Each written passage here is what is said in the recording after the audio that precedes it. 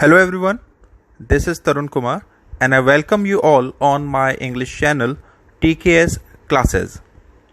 For full courses, please contact on given numbers. Let's begin today's topic. Hello everyone, so our today's topic is phrasal verb. देखिए मैं आप लोगों को जैसा कि प्रीवियस वीडियो में प्रॉमिस किया था कि आगे आने वाली क्लासेस में मैं आपको वोकैबुलरी के ऊपर एक वीडियो लेके आने वाला हूं और आप लोग जरा ध्यान से ये समझ लेना कि आगे आने वाली क्लासेस में ये जो वोकैबुलरी का कॉन्सेप्ट है ये मैं कंटिन्यू रखने वाला हूं, ठीक है। क्योंकि मैंने जैसा कि बताया था कि किसी भी कॉम्पिटिटिव एग्जामिनेशन के लिए जो वोकैबुलरी का पोर्शन होता है वो 40 to 50% हमारा एग्जामिनेशन कवर करता है, ठीक है।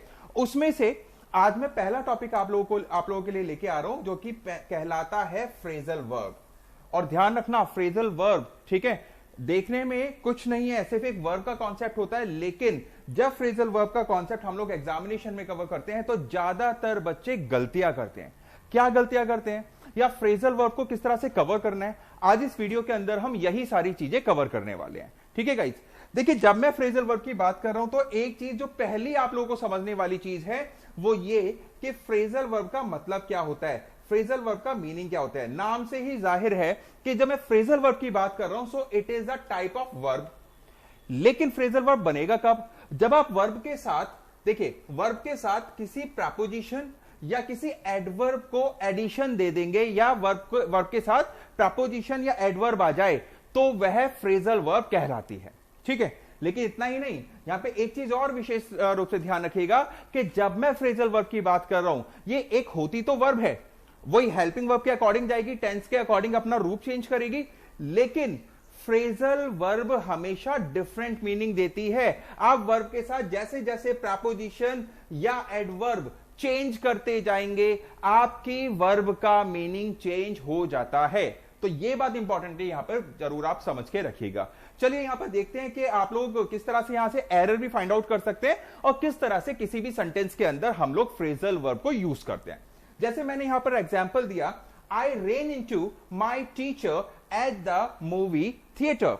Look at the example, right. मैंने यहां पर वर्ब का यूज किया है रेन, सेकंड फॉर्म यूज करा यानी कि पास्ट इंडेफिनिट यूज है, दैट इज व्हाई मैंने यहां पर वर्ब का सेकंड फॉर्म यूज किया है। लेकिन आपने देखा कि रेन के बाद में कोई एक प्रपोजिशन मिल रहा है इनटू। रेन का मतलब यानी कि सेकंड फॉर्म है किसकी, रन की, रन का मतलब दौड़ना, ठीक है। तो जब मुझे रन के साथ इनटू मिल जाए तो रन इनटू का मतलब होता है मीट यानी कि मीटिंग, ध्यान रखना, राइट।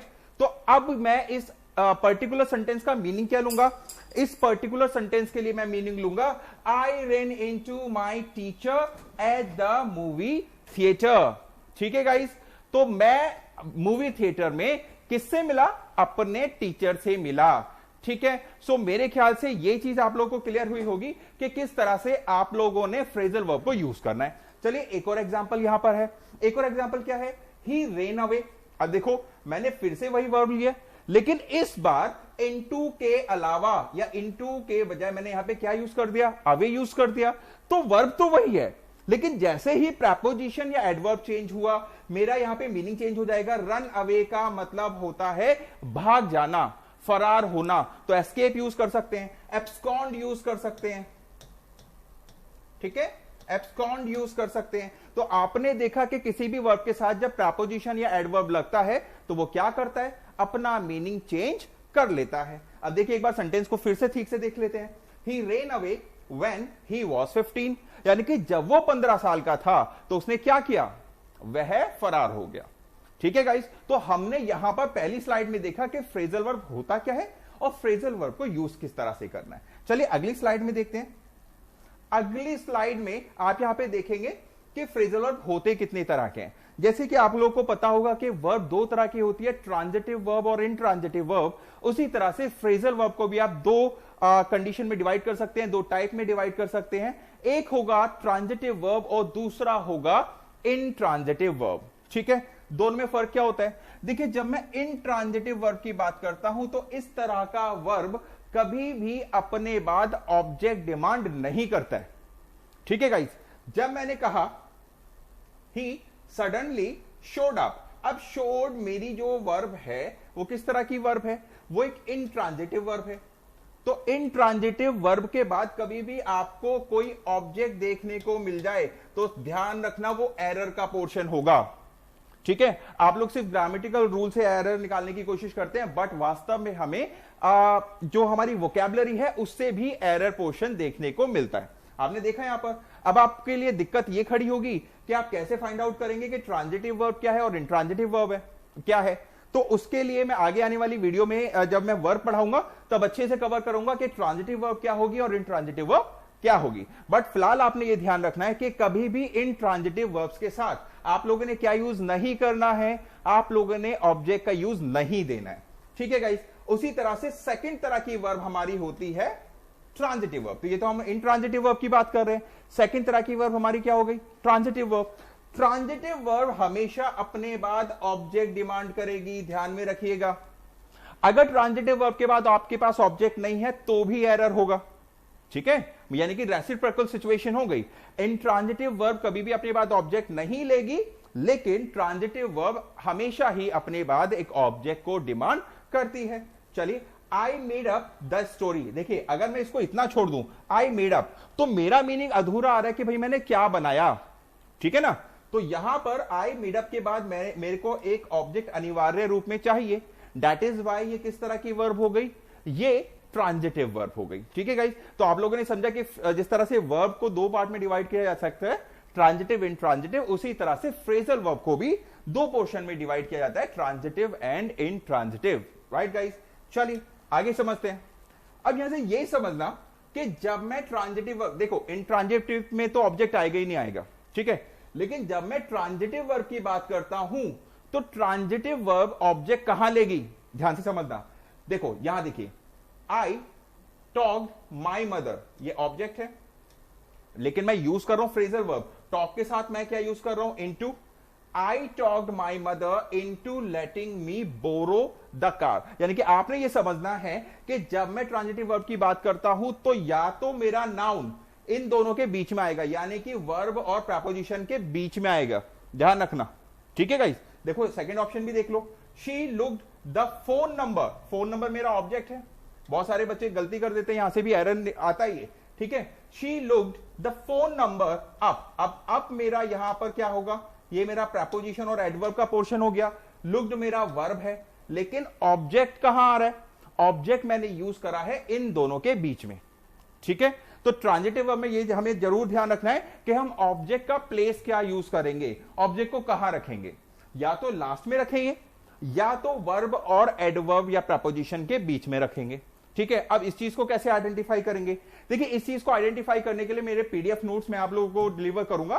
सो आप उस चीज के लिए प्लीज, ठीक है, मेरा चैनल ज्वाइन कर सकते हैं, टेलीग्राम पे ज्वाइन कर सकते हैं, टीकेएस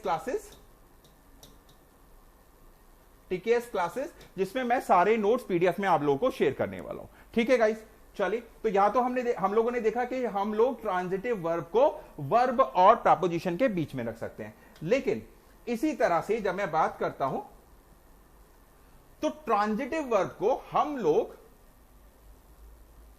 फ्रेजल वर्ब के बाद भी रख सकते हैं। देखिए, आई रेन इनटू हो गया, राइट। यहां पे देखिए, an old friend yesterday, an old friend yesterday, ये पूरा का पूरा पोर्शन मेरा ऑब्जेक्ट का पोर्शन है, और मैंने ऑब्जेक्ट कहां रखा, पूरे फ्रेजल वर्ब के बाद। मेरा ट्रांजिटिव है ना।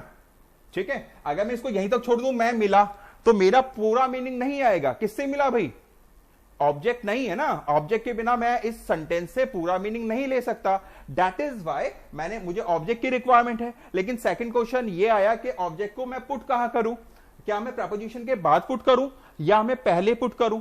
ठीक है, तो कुछ पॉइंट्स में हम लोग पहले पुट करते हैं, कुछ पॉइंट्स में हम लोग बाद में पुट करते हैं। इसी तरह से जब मैं तीसरे पॉइंट की बात करता हूं तो ट्रांजिटिव वर्ब को, ठीक है, हम लोग दोनों जगह यूज कर सकते हैं। कुछ ऐसे भी होते हैं कॉमन फ्रेजल वर्ब जहां पर ऑब्जेक्ट को दोनों जगह यूज किया जा सकता है। आप देखिए यहां पर, आई लुक्ड द नंबर, ये मेरा ऑब्जेक्ट है, लेकिन मैंने कहां रखा, आपके पहले, यानी कि मिडल में, आपसे पहले, एक प्रपोजिशन से पहले। लेकिन अगर इसी को मैं सेकंड एग्जांपल में देखूं, I looked up the number in the phone book, ठीक है गाइस, देखिए यहां पर तो ऊपर वाले एग्जांपल में मैंने ऑब्जेक्ट को वर्ब और प्रपोजिशन के बीच में रखा है, जबकि दूसरे वाले एग्जांपल में मैंने ऑब्जेक्ट को फ्रेजल वर्ब के एग्जैक्ट बाद में रखा है। तो कुछ ऑब्जेक्ट आपको इस तरह के मिलेंगे, कुछ वर्ब्स इस तरह की मिलेंगी जिसमें ऑब्जेक्ट को आप दोनों स्थान पे रख सकते हैं। ठीक है, आगे चलते हैं। लेकिन यहां से एक और ट्रिक आप लोगों को दे दूं। एक छोटी सी ट्रिक यह है कि अगर आपको ऑब्जेक्ट किसके रूप में मिल जाए, ठीक है, देखो यहां पे प्रोनाउन के रूप में, ध्यान रखना, अगर कभी भी ऑब्जेक्ट आपको प्रोनाउन के रूप में मिल जाए, ये तो मैंने ऑब्जेक्ट अगर नाउन एज अ नाउन बात कर रहा था इससे पहली 3 स्लाइड्स में, लेकिन इस पर्टिकुलर स्लाइड में आपको बता रहा हूं कि अगर आपको ऑब्जेक्ट कभी भी प्रोनाउन के रूप में मिल जाए तो आपको हमेशा वर्ब के तुरंत बाद ही प्रोनाउन रखना है और प्रपोजिशन और एडवर्ब को उसके बाद लेके जाना है। देखिए, I looked it up in the phone book, I looked up it in the phone book, तो कौन सा सही होगा?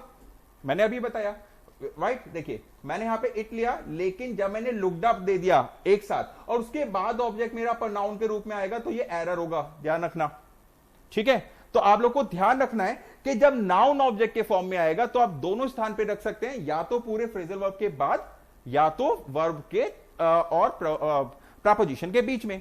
लेकिन जब भी प्रोनाउन के रूप में आपका ऑब्जेक्ट आएगा तो आपने प्रोनाउन ऑब्जेक्ट को हमेशा वर्ब के जस्ट बाद रखना है और उसके बाद प्रपोजिशन या एडवर्ब को यूज करना है। ठीक है गाइस, तो इस लेक्चर में मैंने आपको बताया फ्रेजल वर्ब से एरर कैसे आता है। देखिए, जनरली आप लोग सिर्फ और सिर्फ ग्रामर को समझते हैं कि ग्रामर से एरर आएगा, लेकिन एग्जामिनर वास्तव में वोकैब से भी बहुत सारे एरर आप लोगों से पूछ लेते हैं, राइट। तो एक छोटा सा वीडियो था आज, और नेक्स्ट क्लास में मैं आप लोगों को लेके आ रहा हूं फ्रेजल वर्ब पूरी लिस्ट। ठीक है, तो मिलते हैं नेक्स्ट क्लास में। Thank you very much. Cut करो। If you like the video, please like, share and subscribe.